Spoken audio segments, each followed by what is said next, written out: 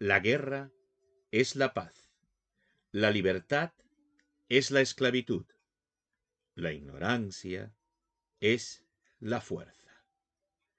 1984. George Orwell, o si se quiere, Eric Arthur Blair.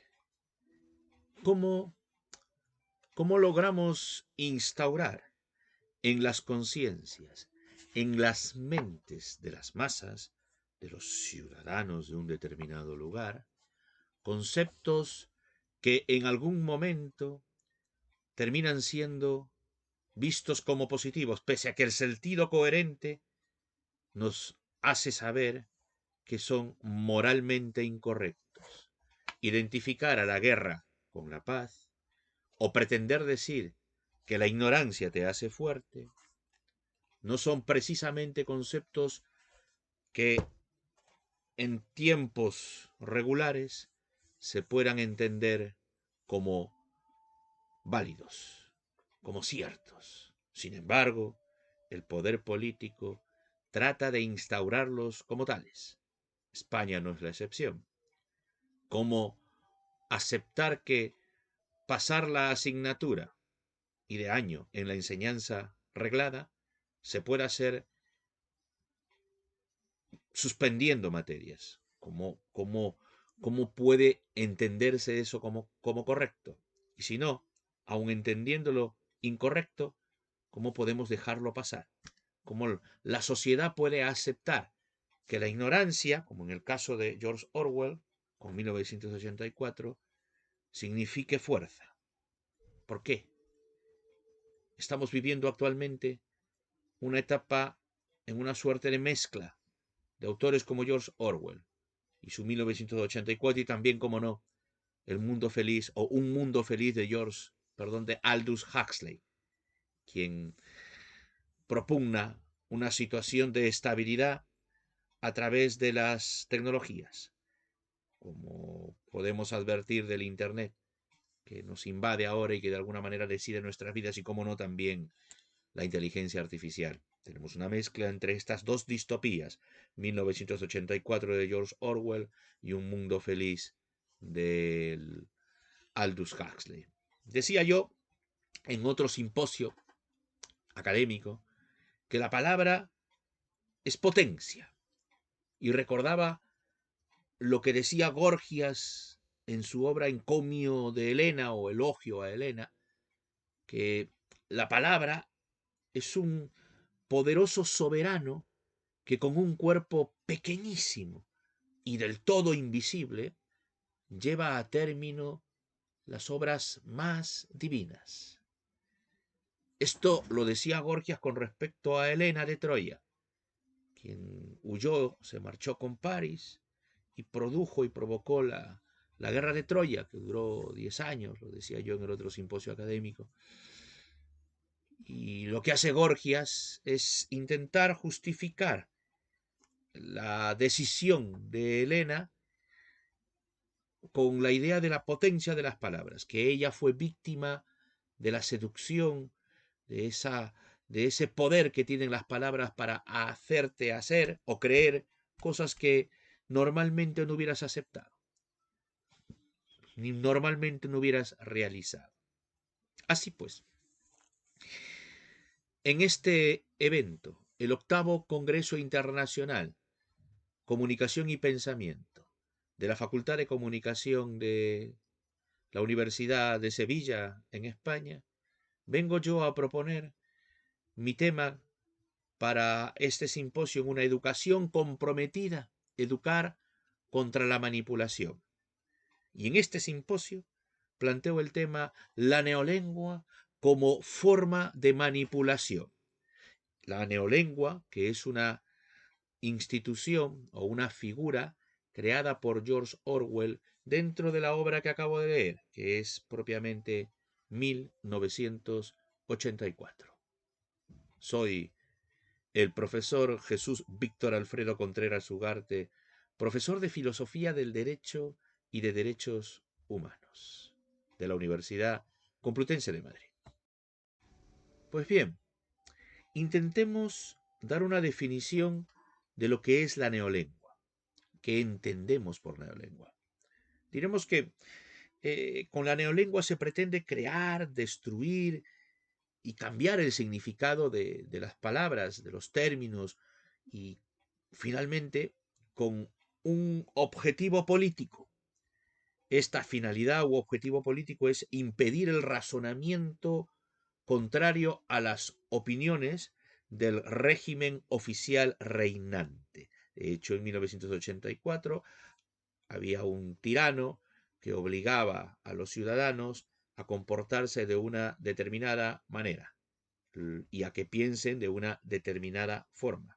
Me refiero al Gran Hermano. Entonces la neolengua es un instrumento que sirve para limitar el lenguaje como medio para también limitar el pensamiento político de las masas, de los ciudadanos de un determinado lugar. La neolengua busca, en la obra 1984, esta que tengo aquí, la destrucción de las palabras o la exclusión de las mismas. Se trata de cambiar de manera artificial el lenguaje, siempre con un fin político.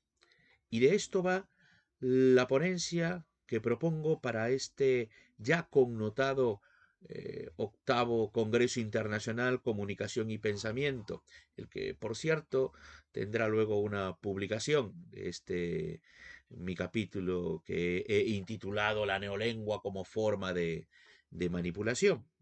Por supuesto, esto no es algo que que se haya encardinado solamente en una reflexión literaria, sino que podemos, siendo una distopía, traer la colación a ejemplos palpables de nuestra actualidad. Y es que el lenguaje logra ser tan potente, llega a ser tan potente, que autores como Wittgenstein, Ludwig Wittgenstein, dice que los límites de mi lenguaje son los límites de mi mundo. El lenguaje, de alguna manera, encasilla, limita el entendimiento de lo que tengo en el mundo, el entendimiento de lo que es correcto o incorrecto.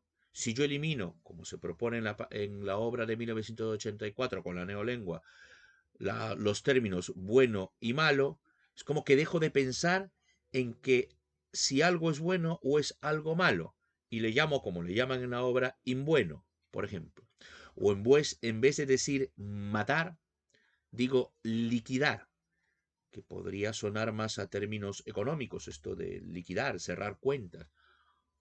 O en vez de decir liquidar, o en vez de decir matar, como se dice en la obra de George Orwell, digo vaporizar, para no mencionar la palabra matar.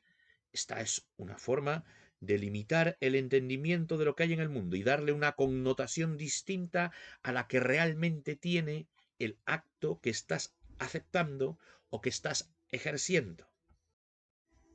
En cierta forma es apelar a los eufemismos, es decir, a la palabra, a la expresión esta que resulte más suave o decorosa. Y con esta palabra lo que se quiere es sustituir otra que resulta considerada tabú, o de mal gusto, grosera, o en todo caso demasiado franca para lo que realmente te quiere, o que evidencia lo que realmente te quiere imponer el poder político.